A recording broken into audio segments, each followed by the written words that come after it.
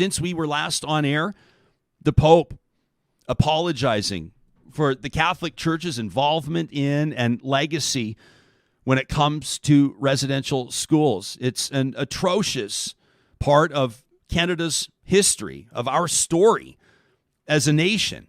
And while many people share that involvement in perpetuating these horrific crimes and abuses, genocide against Indigenous people, many were looking to Pope Francis to be the one to make that apology.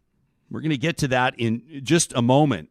And I'm very much looking forward to a conversation with a good friend of this show, someone who has been covering these issues for quite some time. As a matter of fact, John, why don't we just do it right now? Brandi Morin, you're familiar with her work, I'm sure, an award-winning freelance journalist. You've seen her with the CBC and Toronto Star and Al Jazeera and the National Observer and Elle Canada and so many other outlets. She was there at the Vatican reporting on this, doing a magnificent job under what I'm sure must have been unbelievably emotional, difficult, and trying circumstances. I'm so grateful to have Brandi joining us this morning.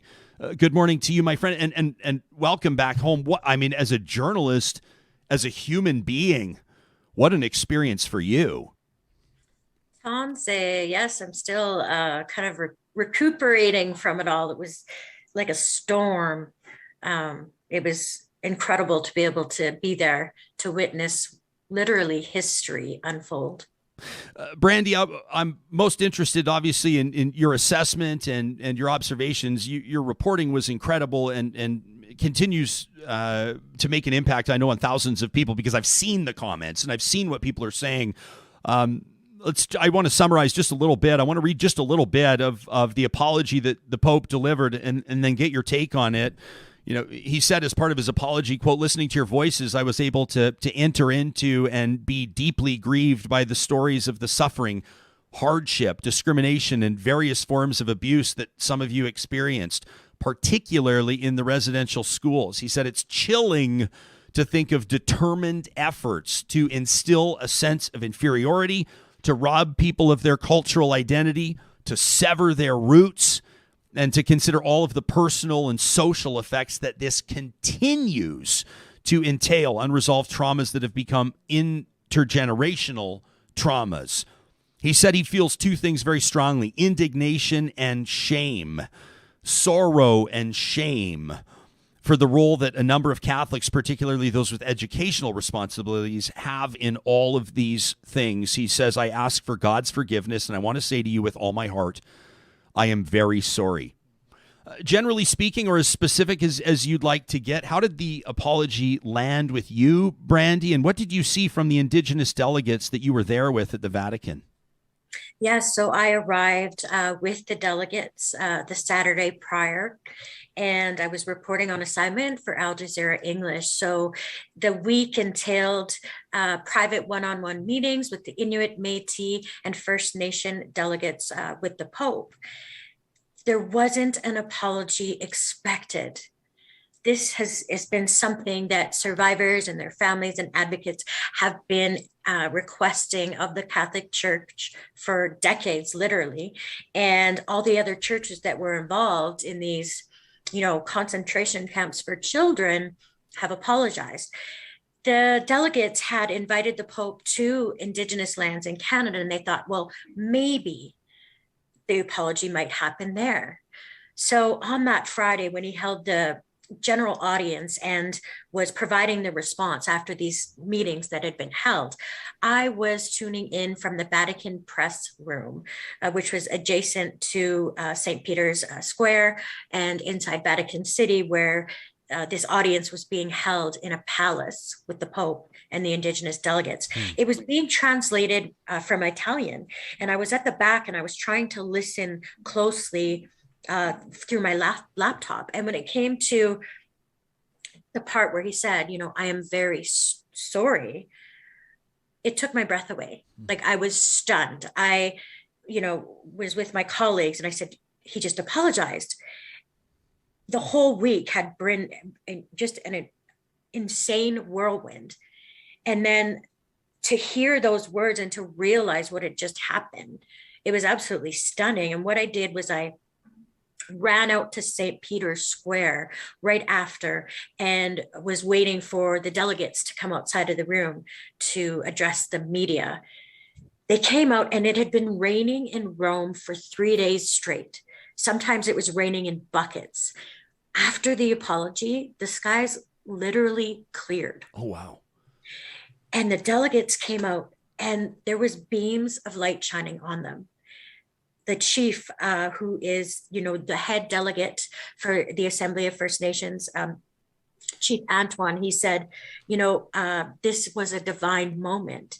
And, I was taking in the media scrum. There was all this chaos, and I heard drums in the distance, and I heard singing. And the St. Peter's Square is this huge, huge area with this massive basilica and columns and statues of saints and angels. And so I just instinctively followed the drums that I heard. And I ran over there, and I just witnessed an amazing sight. And Chief Littlechild, who I've been following for years, he's from Musqueam, Alberta. It happened to be his 78th birthday. He has been advocating for years for this. He's met with 2 previous popes. He uses a walker now. He stepped outside of his walker, and he started dancing in celebration. To witness that moment was just so phenomenal. There was celebratory round dancing that broke out, and the locals were all joining in. And I was just so grateful to be there. It was like a burden had literally lifted that I had felt throughout the week. And when that lifted, we had an opportunity to really try to take in and understand what this means.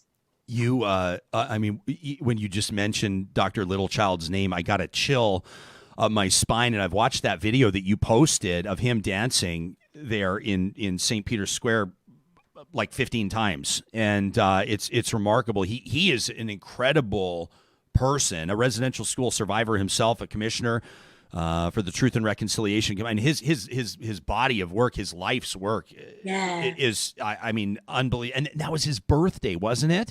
Didn't he make some comment to you about how that was like just an incredible gift on his birthday? I can't even imagine. And every single delegate there, and the millions of people watching around the world, most particularly Indigenous people, the survivors of these residential schools, are bringing their own perspectives and so many different lived experiences and feelings and observations to the mix. How do you process something like that? I bet, are you continuing to process it? I mean, is this something you think will continue to land? Yeah. Ryan, so I'm an intergenerational survivor. My kukum, my grandmother, attended residential school in St. Albert. She's passed away now.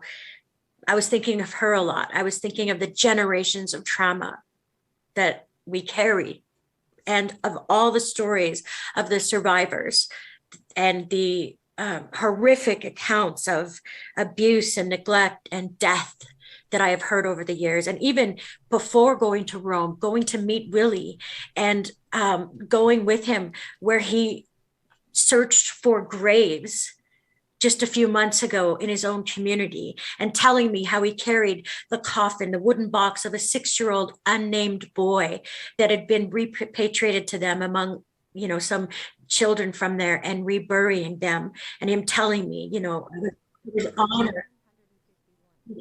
That could have been me. But while I was there, it was like I carried all of these stories. And it was incredibly heavy. It was incredibly stormy. I kept breaking down in tears. I questioned whether I'd be able to get through the week. But when it came to Friday, it was all worth it. It doesn't mean that the hurt and the trauma is completely cleared away, but there was definitely something that happened in order for us to start walking into true justice, healing, and reconciliation with the church. Because beforehand, as Wilton Littlechild told me forgiveness with the Catholic Church couldn't even begin because there hadn't been an acknowledgement of any wrongdoing before. There's a number of steps that need to be taken now, and people are at various stages of healing. There are people that are still grappling with these atrocities and hurting and kind of numb to everything that's going on. And there's no right or wrong way to go about, this journey of healing and reconciliation.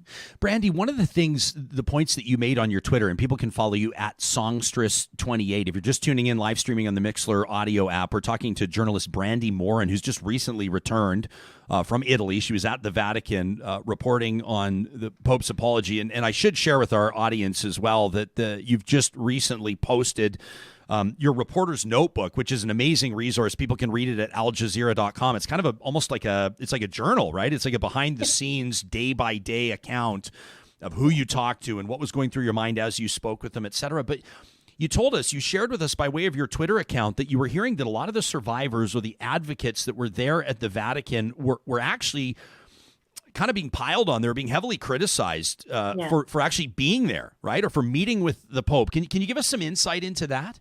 Yeah, so there are a lot of survivors and community members that really don't want anything to do with the church because of these, abuses. And a lot of the delegates that were there, were attacked online, for being there, which is, really sad to see. And apparently some of them even stopped posting photos and other posts of their time in Rome.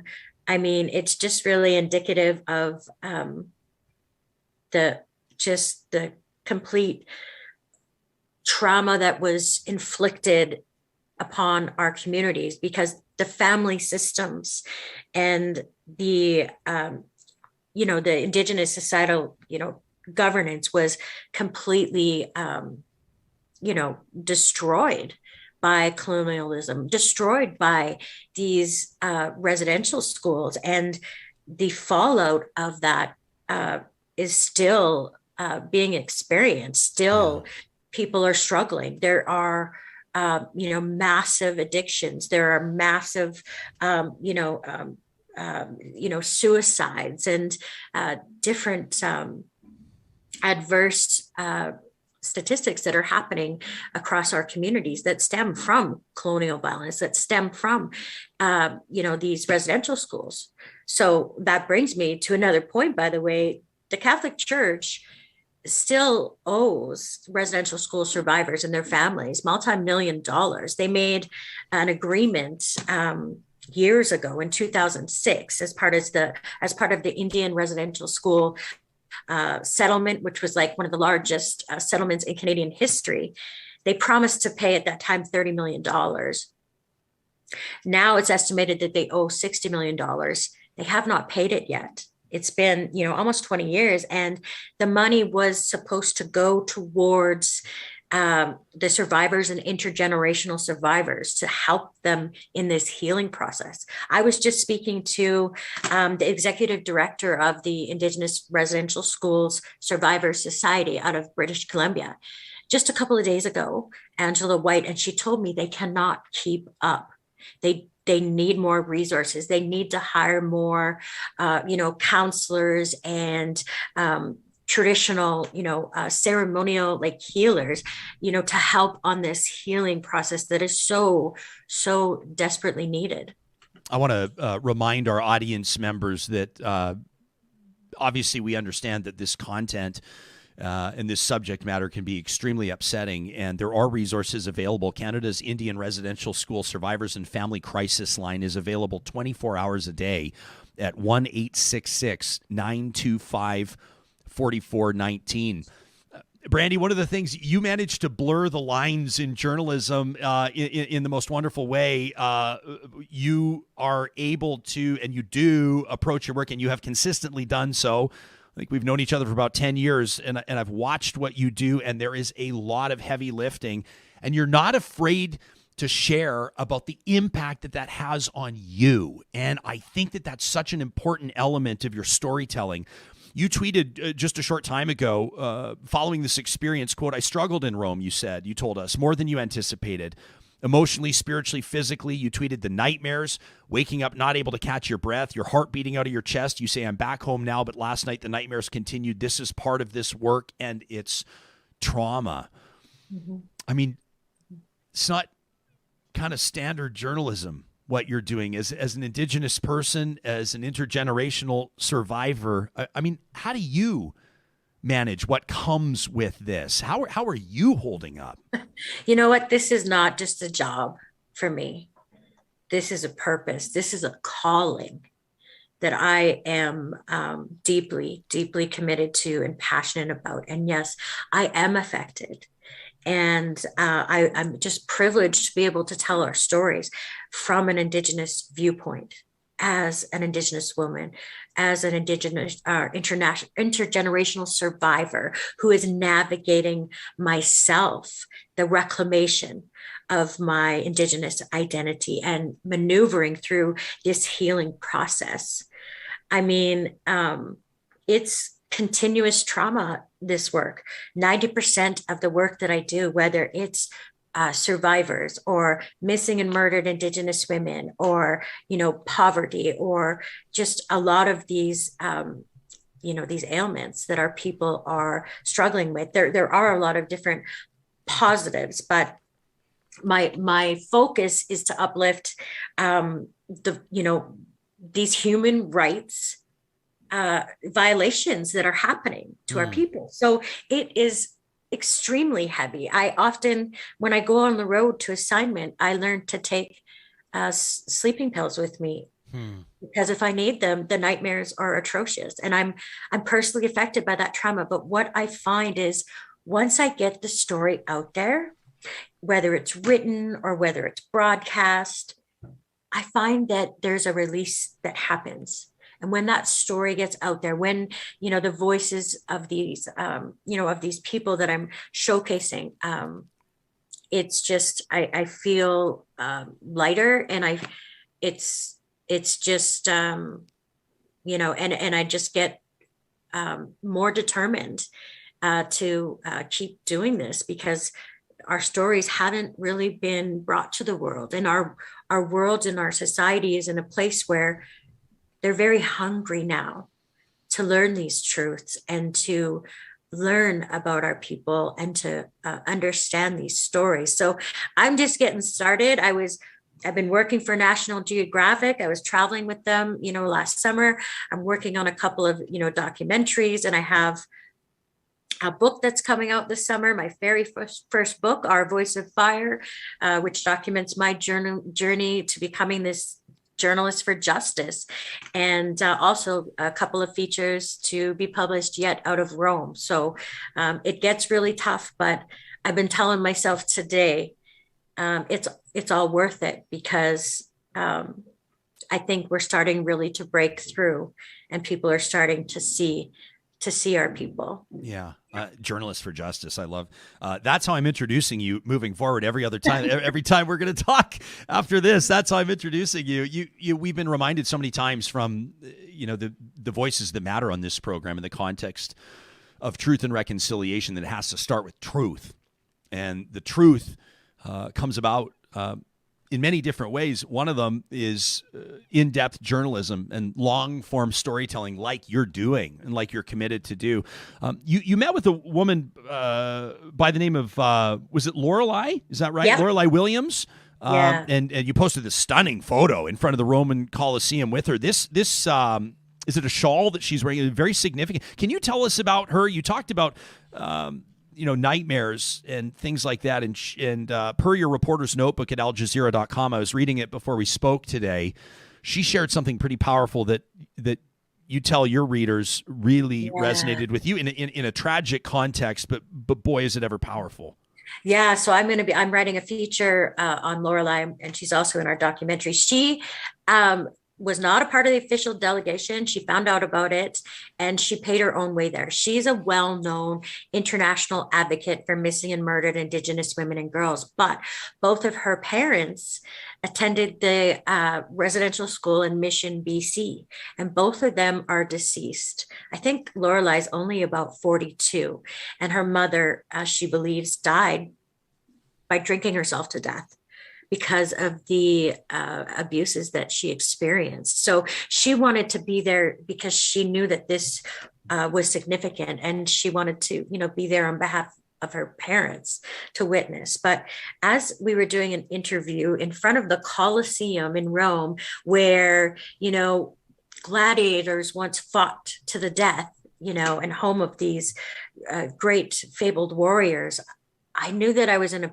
the presence of a warrior when I was interviewing her, and she started sharing about her mother and some of the impacts that the residential school had had on her life. But I completely broke when she shared that her whole life, her mother could never sleep with the lights turned off because of the things that were done to her in the dark at the residential school.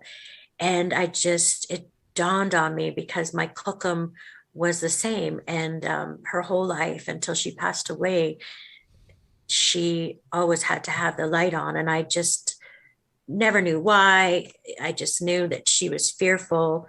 She was such a strong woman too, so it didn't make sense to me. And then when she shared that with me, I thought, that's why. Yeah. And it was just, I had a lot of really, kind of aha moments. And it was really powerful. So this is a step forward for sure.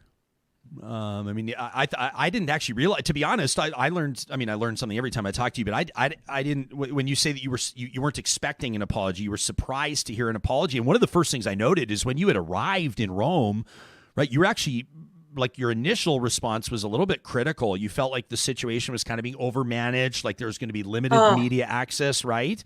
Yeah, it was. It was. The Vatican was trying to control. They were controlling the narrative in regards to media access and how they wanted things portrayed. So we were given very, very limited access. So I was a little bit frustrated with that.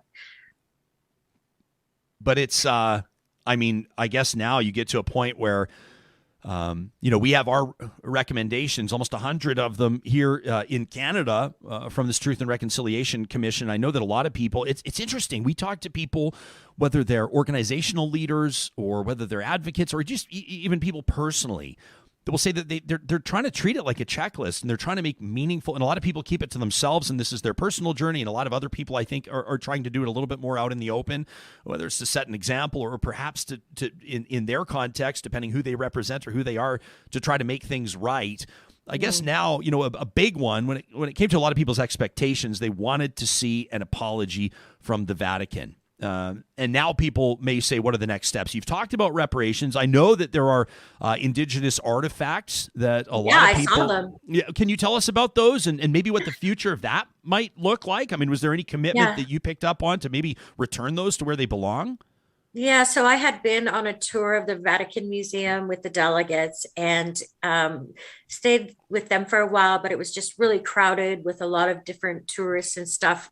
So I kind of slipped away on my own, and I ended up literally stumbling into this area where they were preparing to showcase this Indigenous collection. And I was kind of stunned because I wasn't expecting it and I didn't really know about it. I had heard about it, but I wasn't looking for it at that time. And I came upon these statues at first, and they were like life-size statues. And one of them depicted an Indigenous man. It was called the Dying Indigenous Man.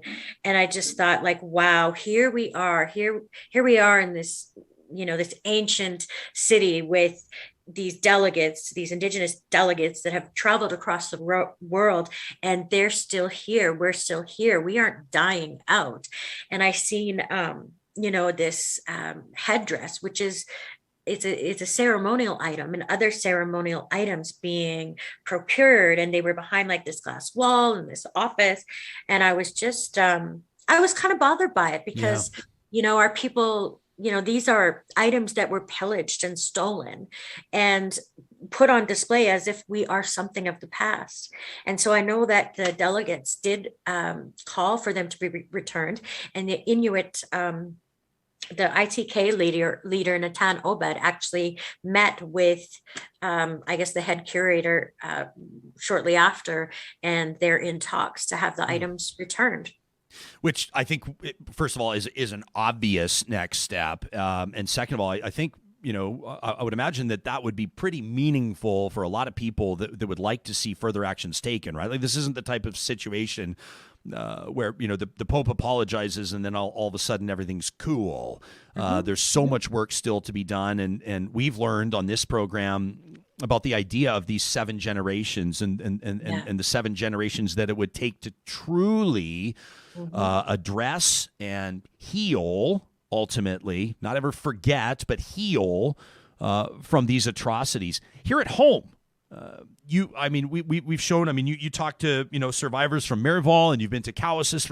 You've traveled all over, Brandi, and your reporting shows that. Again, we're talking to Brandi Morin. You can check out her Twitter at Songstress28 and link to just the incredible stories that she's told. The visual elements of your work as well, Brandi, remarkable.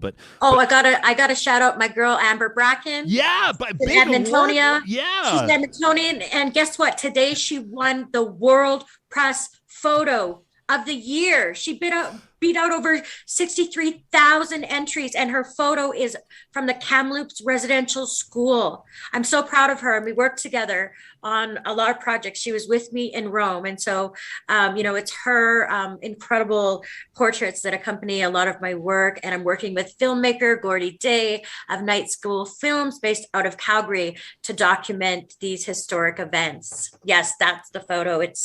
There was that rainbow that you see there. That was actually landing on the former residential school at that moment in the background. Like, just absolutely. Yeah, amazing. It's Amber's been on the show before. She was what was she? She's at Fairy Creek, I think, if I remember correctly. We were talking to her. She Wet'suwet'en, probably. Wet'suwet'en, that must have been. Yeah, it was a few months ago. She's just what a talent she is. And this photo, we're showing it on our YouTube right now. I don't even. I don't have the words for it, and that's kind of the whole point of photos. I'm so proud of her. Yeah, she does. I'm really proud of her. She, to me, is a portrait of reconciliation. She does so much work in our communities, and she's humble, and she's committed and passionate, and just her work just shines. And she's helped me through when we go on the road and I'm experiencing trauma, and I'm just so proud of her. And she didn't even, like, when she talked about when she shared that she won this a week ago, before it was announced, she wasn't even excited about like any of the attention that she would get. She was more happy that the genocide of Indigenous children was going to be exposed to the world. And so I honor her and am proud of her. Well, I sure don't speak for Amber, but I do know that she pours herself into her work, and it's very evident. And I think that you can probably relate to that, Brandi. We're a good team. Yeah, you sure are. Can I ask you in closing, for an assignment, like can you give us, people that are here in Canada, regardless of background, are going to want to know.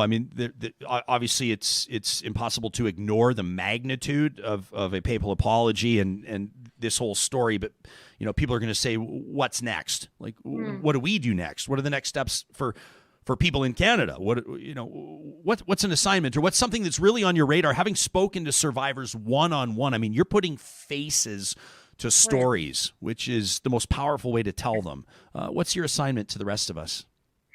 You were talking about the calls to action from the Truth and Reconciliation Commission.